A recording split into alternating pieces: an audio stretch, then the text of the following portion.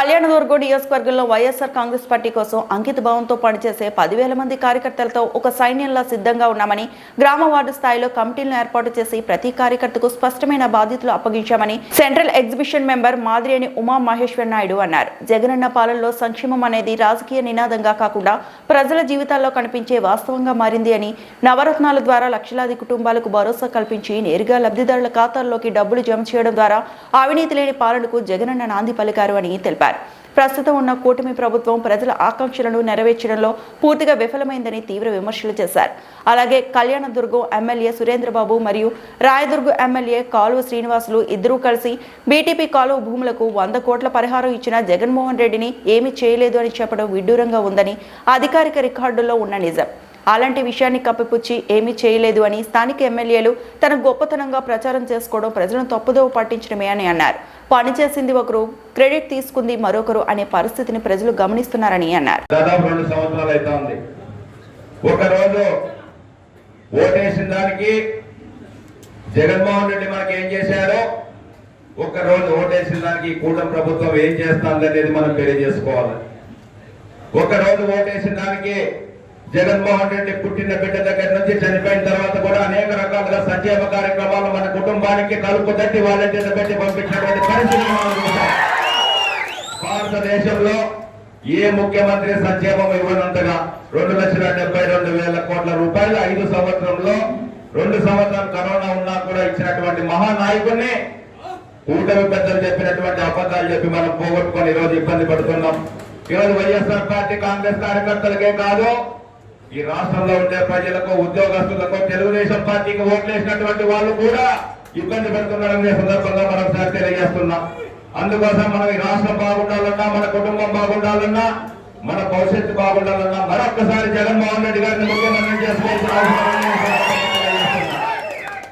జగన్మోహన్ రెడ్డి గారు ముఖ్యమంత్రి కావాలంటే మన కళ్యాణదుర్గం నియోజకవర్గంలో ఉన్నటువంటి 10,000 మంది సైనికులను ఈ రోజు సిద్ధం చేయడం జరిగిందని సందర్భంగా తెలియజేస్తున్నా. ఆ 10,000 మంది సైనికులు ఏ విధంగా పనిచేయాలనేది వజ్ర భాస్కర్ రెడ్డి గారు సవివరంగా మనందరికీ తెలియజేశారు. ఇద్దరు ఒకరికొకరు పొగుడుకుంటూ సన్మానం చేసినటువంటి పరిస్థితి రాష్ట్ర చరిత్రలో కళ్యాణదుర్గంలో గుర్తు చేస్తున్నా.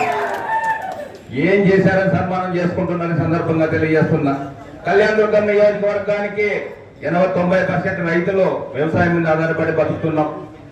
మనందరికీ కూడా జగన్మోహన్ రెడ్డి గారు నీళ్లు ఇవ్వాలనే ఉద్దేశంతో 25% లోపల జరిగినటువంటి ప్రతి పనిని 2019 ప్రభుత్వం వచ్చిన తర్వాత క్యాన్సిల్ చేయడం జరిగింది. కానీ కళ్యాణదుర్గం నియోజకవర్గం మీద ఉన్నటువంటి ప్రజల మీద ఉన్నటువంటి ప్రత్యేకమైన ప్రేమతో సాక్షాత్తు ముఖ్యమంత్రి ఇక్కడ వచ్చి 2018లో తెలుగుదేశం పార్టీలో చేసినటువంటి కాలువ పనుల నిర్వాసితులు కూడా జగన్మోహన్ రెడ్డి గారు 100 కోట్ల రూపాయలు డబ్బులు ఇచ్చినటువంటి పరిస్థితిని మరొకసారి గుర్తు చేస్తున్నా.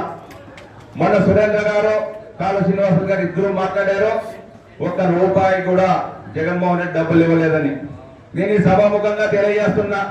కాలువ శ్రీనివాసుల గారికి కానీ, సురేంద్ర గారికి కానీ అభివృద్ధి చేయడానికి మేము అడ్డం కాదు. కానీ మా జగన్మోహన్ రెడ్డి గారు చేయలేదంటే మాత్రమే ఊరుకునే ప్రసక్తే లేదు అని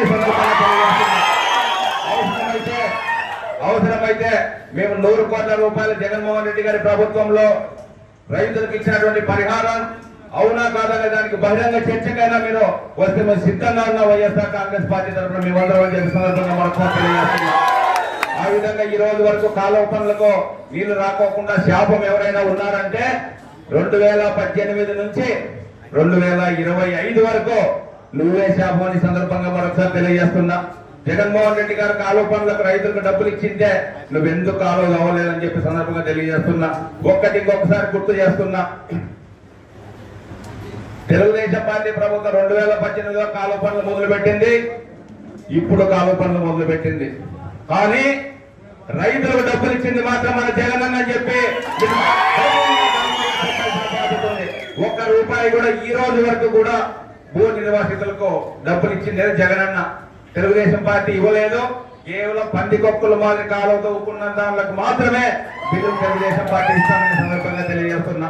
ఖచ్చితంగా రాబోయే రోజుల్లో కళ్యాణదుర్గం నియోజకవర్గంలో ఎన్ని ఇబ్బందులున్నా, ఎన్ని సమస్యలున్నా ఎలక్షన్ ప్రచారంలో చెప్పిన విధంగా మేమందరము కూడా కలిసికట్టుగా వైఎస్ఆర్ కాంగ్రెస్ పార్టీలో విభేదాలు లేవు, వర్గాలు లేవు. జగన్మోహన్ రెడ్డి గారు నియోజకవర్గంలో ఎమ్మెల్యే అభ్యర్థిని గెలిపించుకునే దిశగా మనం అందరూ పనిచేసి జగన్మోహన్ రెడ్డి గారిని ముఖ్యమంత్రిని చేసుకుని మన కుటుంబ భవిష్యత్తు, మన ప్రాంత భవిష్యత్తు తీర్చిదిద్దుకునే విధంగా మనం ముందుకెళ్దామని చెప్పి సందర్భంగా తెలియజేస్తూ